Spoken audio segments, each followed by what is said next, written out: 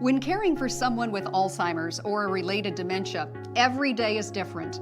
The brain is changing as the disease progresses, and critical areas in charge of judgment, mood, and other functions are affected. This causes much more than memory loss. It can also lead to noticeable shifts in personality and behavior. Over time, your loving husband may become paranoid and mistrusting.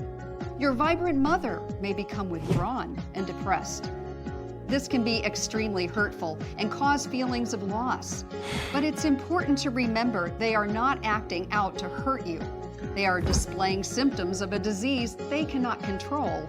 It's not your fault or theirs.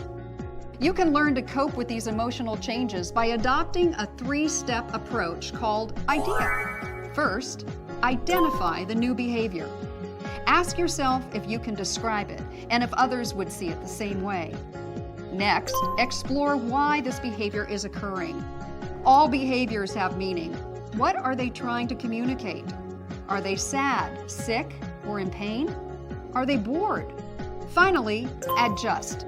The person living with dementia no longer has this ability, but you can change your responses and adapt the environment. Try making a small change as a test and see if it helps.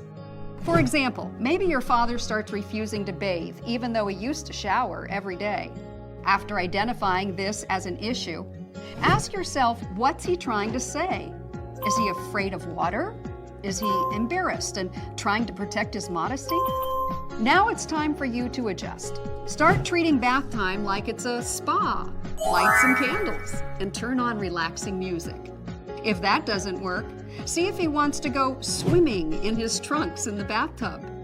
This may take some trial and error, but his reactions can help you understand the root of the agitation. Of course, this is all easier said than done.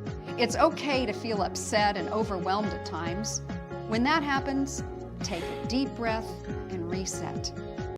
Learn more about dementia and get the support you need by calling 858-492-4400 or visiting alzsd.org.